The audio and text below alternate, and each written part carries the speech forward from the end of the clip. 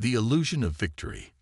Grand Admiral Ilara Vorn raised her crystalline goblet high, the azure liquid inside catching the light of the binary stars that illuminated the command deck of the Eternal Sovereign. Around her, officers of the Galactic Confederation, representing 12 distinct species from across known space, erupted in thunderous celebration. "The human rebellion has been extinguished," she announced, her voice amplified throughout the massive flagship and transmitted across the entire armada of 300 warships. "Their colonies have fallen. Their fleets lie in ruins. After 4 standard cycles of defiance, humanity has finally learned what all species must accept, that the Confederation stands eternal, unchallenged, and supreme." The celebrations intensified. The Ixeri officers clicked their mandibles in rhythmic approval. The methane-breathing Vulturi released celebratory pheromones into their environment suits. Even the normally stoic reptilian saurians hissed their satisfaction, forked tongues flicking with rare displays of emotion. Admiral Vorn allowed herself a rare smile. The humans had proven unexpectedly troublesome for such a young species. When the Confederation had arrived at their solar system 8 cycles ago, offering protection in exchange for resources and subjugation, most species accepted their inevitable role in the cosmic hierarchy. The humans had not. They fought back with primitive but surprisingly effective technologies, stretching the conflict years beyond what any Confederation tactician had predicted. But now it was over. The last human fleet had been destroyed in the Battle of Proxima Centauri just 14 rotations earlier. Their final colony world, Novaterra, had surrendered after an orbital bombardment that would ensure no human settlement would arise there for generations. Grand Admiral called out her sensor chief, a 4-armed Quarian whose species' natural anxiety made them perfect for monitoring threat detection systems. "We're detecting unusual energy signatures at the edge of the Rigel system." Vorn's satisfaction wavered. "Classification?" "Unknown," replied the Quarian, upper arms manipulating holographic controls while lower arms nervously tapped against the console. "The signatures don't match any known propulsion system in our database." "Display," Vorn commanded. The celebratory hologram at the center of the bridge dissolved, replaced by a tactical display of the system's edge. 12 points of intense energy had appeared simultaneously, forming a perfect geometric pattern around the Confederation fleet. "Magnify," ordered Vorn, her celebration forgotten. The display zoomed in on one of the energy signatures. Reality itself seemed to distort, space-time folding inward like fabric being pierced by an invisible needle. From this impossible distortion emerged the bow of a vessel, midnight black and larger than any warship Vorn had ever seen. "Impossible," whispered Strategic Commander Thex, a pale-skinned Lumaran whose species prided themselves on their predictive capabilities. "Earth possesses no such technology." Their most advanced vessels were destroyed at Proxima. One by one, 12 colossal ships emerged fully into normal space. Each was easily 3 times the size of the Eternal Sovereign, their hulls unmarked except for a simple insignia: Earth's continents in silver against a field of stars. "Priority communication incoming," announced the communications officer, a normally unflappable Centauran whose extrasensory organs were now flushed with blood, their species' indication of extreme stress. On screen, Vorn commanded, straightening her posture. Whatever this was, she would face it with the dignity befitting her station. The main display shifted, revealing a human female seated in what appeared to be a command chair. Unlike the ragtag uniforms of the human resistance they'd encountered before, this human wore an immaculate black uniform with silver piping. Her posture radiated absolute confidence. "Greetings, Grand Admiral Vorn," the human said, her voice calm and measured. "I am Fleet Admiral Diana Chen of the Earth Defense Force." Vorn maintained her composure. "You address the flagship of the Galactic Confederation, human. Whatever desperate ploy this is." "This is no ploy, Admiral," Chen interrupted, something no subordinate would dare do to Vorn. "I'm contacting you to correct a misunderstanding. You believe you've defeated Earth. You haven't. A ripple of unease spread across the bridge. Vorn's eyes narrowed. We have destroyed your colonies, shattered your fleets. You destroyed what we allowed you to find, Chen replied. The ships and colonies you encountered were our deliberately limited response force. What you're seeing now is humanity's actual military capability. On the tactical display, more readings appeared as the massive vessels deployed smaller craft, hundreds of them, each still larger than a Confederation corvette. Tactical analysis, Vorn demanded. The weapons officer, a Maraxian whose species had evolved as natural predators, looked up from his console with an expression Vorn had never seen on a Maraxian before. Fear. Energy readings suggest weapon systems of unprecedented power, Admiral. They're defensive systems. We can't even classify them. They appear to be generating localized distortions in space-time as a form of shielding. Impossible, Vorn repeated, though the evidence before her eyes suggested otherwise. Humanity is a young species. They were using chemical rockets when we discovered them. Their most advanced ships used rudimentary fusion drives. That was true, acknowledged Chen on the screen. 8 of your cycles ago. But necessity accelerates innovation, Admiral. When your Confederation arrived and made clear that our only options were submission or destruction, we chose a third path. The tactical display updated again.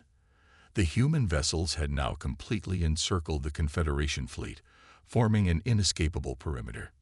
We showed you what we wanted you to see, continued Chen. We let you believe you were facing our best technology, our total military capability. In reality, you were fighting our scouts while we studied your tactics, your weapons, your vulnerabilities, and built this. The camera panned back, revealing Chen's bridge, a command center unlike anything in Vorn's experience. Officers worked at stations that seemed to operate on principles of technology the Confederation had never encountered.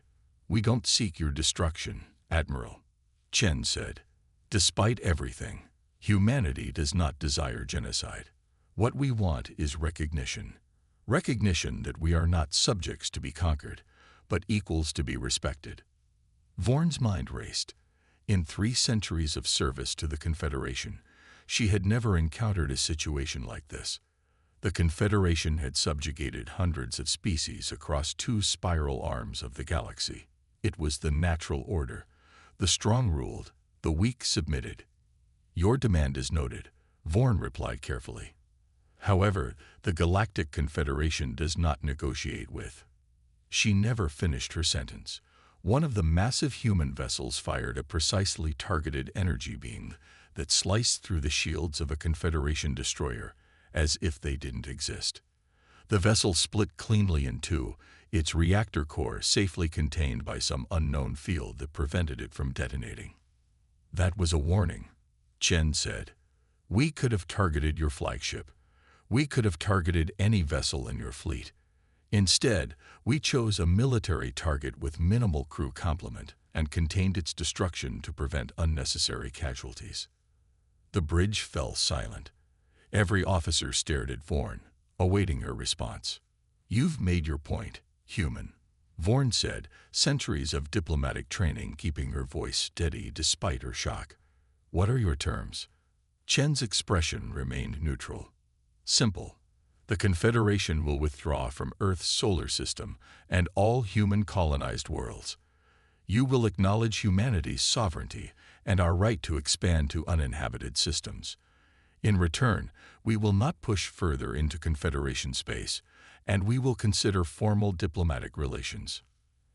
And if we refuse? Vorn asked, though she already knew the answer. Then we will demonstrate why that would be unwise, Chen replied. You have 1 standard hour to communicate our terms to your leadership and provide your response. The communication ended, leaving the bridge in stunned silence. Orders, Admiral, asked her second-in-command, a grizzled Arconian whose scarred face usually displayed nothing but contempt for enemy species. Vorn stared at the tactical display, at the 12 enormous vessels that had appeared from nowhere, at technology that defied the Confederation's understanding of physical laws. "Contact High Command," she finally said. "Priority ultra-wave transmission." "And the fleet?" the Arconian asked. Vorn's gaze remained fixed on the display. "All vessels maintain position. No provocative actions. Shields at maximum, but weapons on standby only." As her orders were relayed across the fleet, Vorn contemplated how the grand celebration had transformed so quickly into the most profound crisis of her career. Whatever happened next, one thing was clear. The Confederation's understanding of humanity had been catastrophically wrong. In the cold silence of the command deck, a disturbing thought formed in her mind. If the humans had concealed this level of technological advancement, what else might they be hiding? Sensor Chief Cole's voice cut through her thoughts. "Admiral, we're detecting additional anomalies, far larger than the first wave." Vorn looked up to see new distortions forming beyond the first ring of human vessels.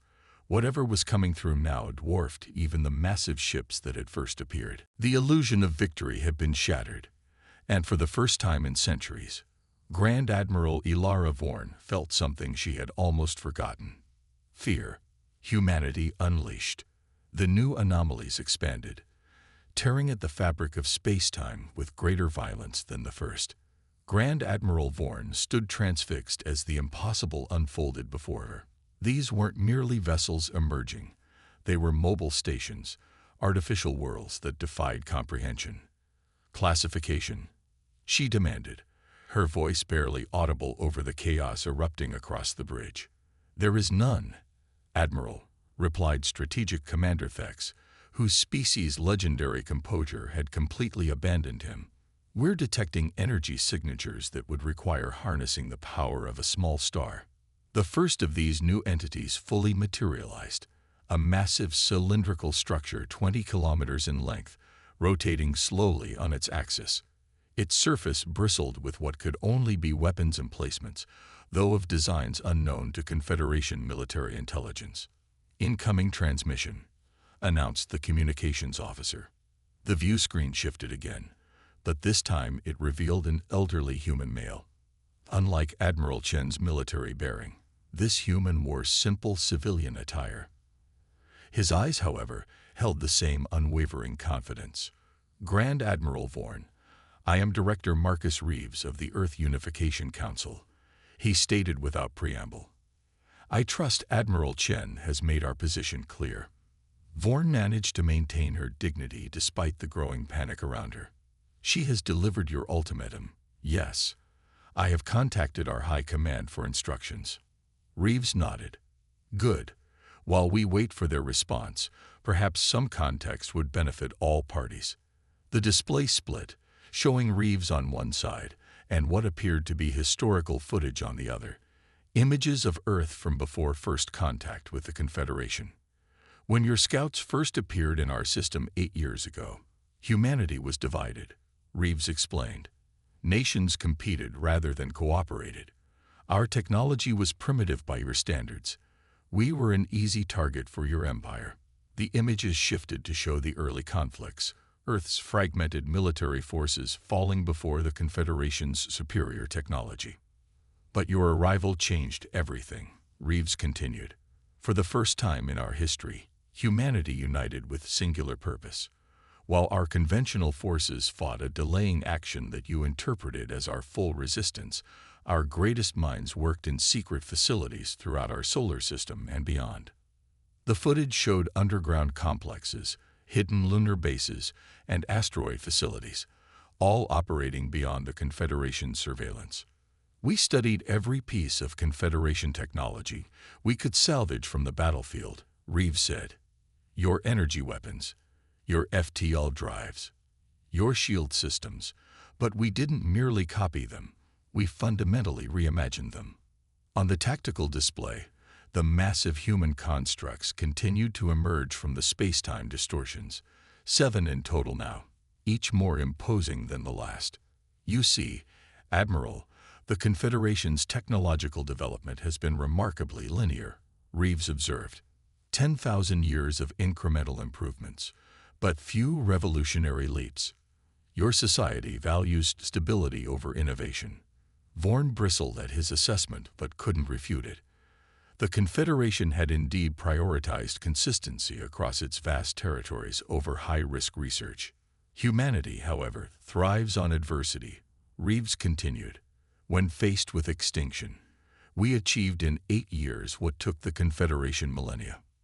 The images shifted again, showing laboratories where humans worked alongside artificial intelligences, testing theories that would have been considered heretical in Confederation science. We discovered that your understanding of quantum mechanics is fundamentally incomplete, Reeves said, not boasting but simply stating fact. Your approach to gravitational manipulation is inefficient. Your energy generation methods are primitive compared to what's theoretically possible. A chime sounded on Vorn's command console. The High Command has responded, Admiral, her second-in-command reported quietly. Vorn nodded but didn't immediately open the transmission. What exactly do you hope to achieve, Director Reeves? If your technology is as superior as you claim, why not simply destroy us and expand throughout the galaxy unchallenged? Reeves' expression softened slightly. Because that would make us no better than the Confederation. We don't seek conquest, Admiral Vorn. We seek partnership, but partnership between equals, not master and subject. Before Vorn could respond, Strategic Commander Thex approached, his pale skin now almost translucent with stress. Admiral, he whispered, long-range sensors have detected similar human vessels appearing at 17 other key Confederation systems. They bypassed our early warning networks completely. Cold realization washed over Vorn. This wasn't merely a local threat. It was a coordinated deployment across Confederation space. Humanity hadn't just developed superior weapons. They'd achieved strategic surprise on a galactic scale. She accessed the High Command transmission. The holographic face of High Chancellor Drom appeared. Ancient even by the standards of his long-lived species, his expression grave. Admiral Vorn, he said without greeting, your assessment of the human capabilities. Vorn didn't hesitate. They are genuine, High Chancellor. The humans possess technology significantly beyond our current understanding. They have positioned similar forces throughout our territory. Conventional military response would be inadvisable. The ancient being closed is compoundized briefly. Then, for the first time in 7,000 years, the Confederation must consider terms offered by an outside power. You are authorized to negotiate. The transmission ended abruptly. Vorn straightened her uniform and turned back to the main screen where Director Reeves waited patiently. The Confederation is prepared to discuss your terms, she announced formally. Reeves nodded. Excellent. Admiral Chen will coordinate the details. I suggest a neutral location for formal negotiations, perhaps the uninhabited system your charts designate as NGC 4392. As arrangements were being made, Vorn's curiosity got the better of her professional reserve. Director Reeves, one question, if I may. Of course, Admiral. Those aren't merely warships, are they? She asked, indicating the massive constructs that had fully emerged from the spatial distortions. Reeves smiled for the first time. Perceptive. Admiral. No, they're not simply weapons of war. They're generation ships, designed to carry hundreds of thousands of humans to stars beyond the reach of both Earth and the Confederation. Regardless of today's outcome, humanity's expansion will continue. The revelation struck Vorn with unexpected force. While the Confederation had spent millennia consolidating control over known space, humanity was already preparing to explore the unknown. The implications were staggering. 3 standard months later, Grand Admiral Ilara Vorn stood on the observation deck of Harmony Station, a newly constructed diplomatic outpost orbiting a gas giant in the NGC 4392 system. Beside her stood Admiral Diana Chen, now serving as Earth's military liaison to the Confederation. The treaty ratification is proceeding faster than expected, Chen remarked, watching as delegates from 23 Confederation species mingled with human representatives. Most of your member species seem eager to establish trade relations. Vorn nodded. They recognize opportunity when they see it. human technology in exchange for resources and cultural exchange. And the Confederation leadership? Chen asked. How are they adjusting to the new reality? Vorn considered the question carefully. 10,000 years of unchallenged supremacy creates entrenched perspectives. Some still advocate for a long-term strategy to counter Earth's advantage. Others recognize that partnership offers benefits domination never could. Chen turned to face her. And you, Admiral, where do you stand? I stand where duty places me, Vorn replied diplomatically. Then, with unexpected candor, she added, but personally, I find myself curious about what our civilizations might accomplish together. The Confederation brought order to the galaxy, but perhaps at the cost of stagnation. A human aide approached Chen, whispering something urgent. Chen's expression grew serious. It appears our long-range probes at the galactic rim have detected something concerning, she told Vorn. Evidence of an extragalactic presence, possibly hostile. Vorn's multiple hearts quickened. The ancient threat. It's only mentioned in our oldest archives, a force that supposedly drove the Confederation's founders to unite thousands of years ago. Chen nodded grimly. Our AI analysis suggests whatever they detected matches fragments of data we recovered from your archives during the war. If the analysis is correct, we may be facing something neither of our civilizations could handle alone. For a moment, both military leaders stood in silence, contemplating the vast darkness between galaxies and what might be stirring there. Perhaps, Vorn finally said, our meeting wasn't coincidence but necessity. The Confederation's experience and humanity's innovation together. Chen extended her hand, a human gesture of agreement that Vorn had studied. The Admiral clasped it with her four-fingered hand. Two unlikely allies, Chen offered. And timely ones, Vorn added. Beyond the observation windows, the first joint Earth Confederation research vessel prepared for its maiden voyage. A ship combining Confederation stability with human ingenuity. Its mission: to investigate the disturbing readings from the galactic rim. Whatever waited in the intergalactic void would not find the divided, vulnerable civilizations it might have expected.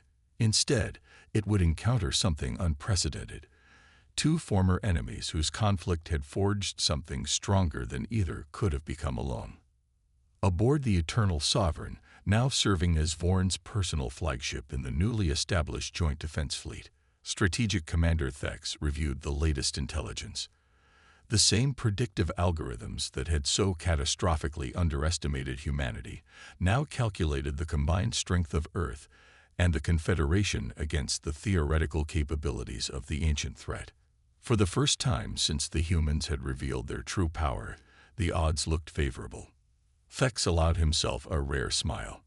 Perhaps being wrong about humanity had been the most fortunate miscalculation in Confederation history. In Earth's secure facilities, Director Reeves reviewed the same data. His scientists were already working with Confederation researchers, combining thousands of years of meticulous observation with humanity's computational breakthrough approaches. We believed uniting against the Confederation was our greatest challenge, he mused to his advisors. It seems it was merely preparation for something greater. One of his aides, a young physicist who had helped develop Earth's revolutionary drive system, looked up from her calculations. Director, with the Confederation's historical star mapping and our processing capabilities, we've identified a pattern in the ancient threat's historical movements. They aren't random incursions. They're systematic. And if the pattern holds... Reeves studied the projection. They're coming here next. The physicist nodded grimly. Reeves activated the secure communication channel to the Joint Defense Command. Admiral Chen, Admiral Vorn, we need to accelerate our preparations. The timeline has changed. As the message transmitted across space, the massive human generation ships that had so shocked the Confederation began repurposing into something new. Not vessels of exploration or weapons of war, but arcs designed to preserve both human and Confederation knowledge and culture, should the worst come to pass. The illusion of victory had been shattered for both civilizations, but from that broken illusion had emerged something neither had anticipated. a genuine alliance born of necessity, but growing into something more profound. Whether it would be enough to face what approached from the darkness between galaxies remained to be seen. But for the first time in their histories, neither humanity nor the Confederation would face the future alone. As stars wheeled overhead, two former enemies prepared for the greatest challenge either had ever faced, together.